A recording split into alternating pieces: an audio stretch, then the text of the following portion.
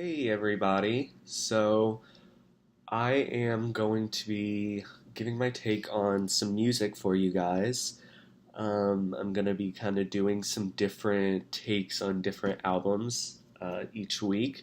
Some that are current and that are coming out now and have a lot of buzz around them, and then also some past albums that I want to give my own take on.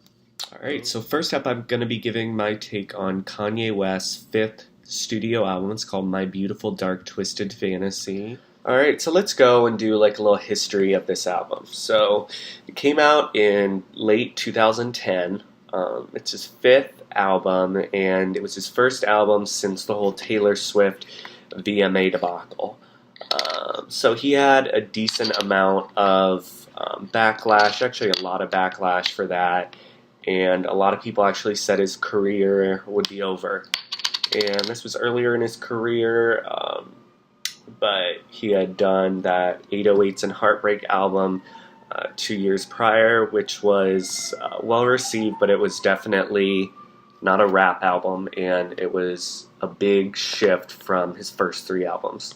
So when this album was announced, a lot of people did not know what to expect.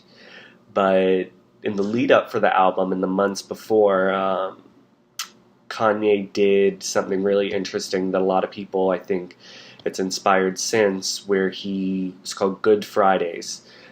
So he would put out a new song each Friday that had something to do with the sessions for this album. Some of the songs made the album, some didn't, but it was a fun way to, kind of raise hype and awareness that this album was coming. And a lot of these Good Friday songs, people loved. People thought they were some of Kanye's best songs, and some of those songs made the album, including Monster, that had Nicki Minaj, Jay-Z, Bon Iver, and Rick Ross on it. And Devil in a New Dress was also from those Good Fridays. And there might have been another, but yeah, there were several other songs that came out during these Good Fridays, and they didn't make the album, but all of these songs were pretty well received, whether they made the album or not, and they drummed up a lot of hype for this album. And the Taylor Swift stuff seemed like, kind of a distant memory, and people were willing to ignore that if the music was good. And so finally it came out. I had two singles that kind of promoted the album: Power, which came out several months before, and then Runaway, which he premiered at the VMAs too, ironically. So overall, yes, I do think this album deserves the hype and recognition that it's gotten. I think a lot of albums that are given so much praise immediately upon them coming out, I think a lot of the times people look back and it's easy to call those albums overrated, and a lot of the times it's true, and it was overrated for one reason or another. But I think this is a really high quality album.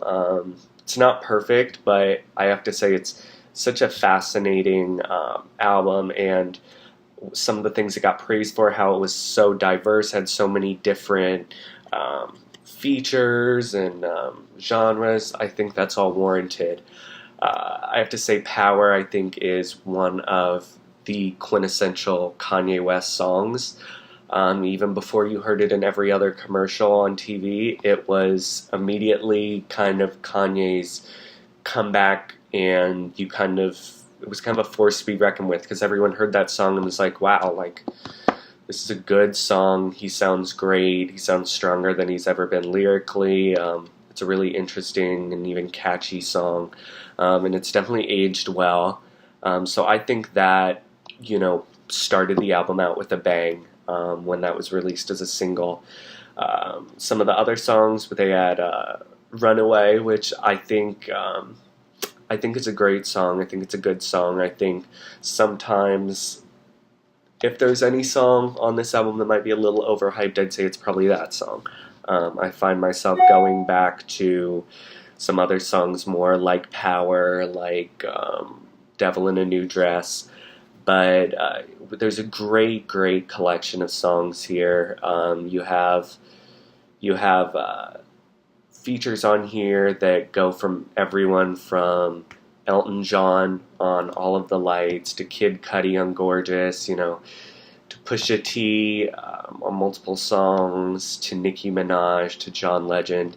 So it's a bunch of people kind of thrown together in the mix that you would not imagine together. And it really works, and they bring out kind of the best in each other. And this album is full of features, which kind of, I think, there's been some criticism that, there's so many other, Kanye is kind of sometimes not the main focus in some of these songs.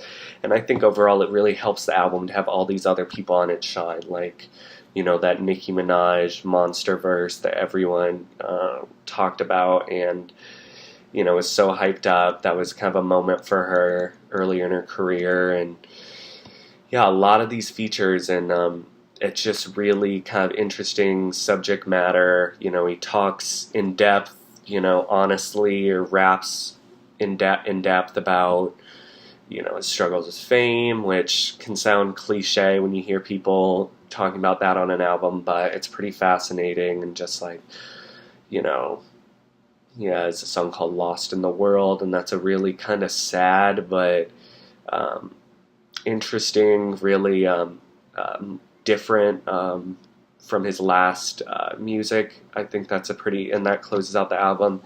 So I think there's so many different, there's something for everyone on this album. There's really no weak link. I think there are bigger standouts than others, but there's no skippable tracks. You can love any of the songs for a different reason.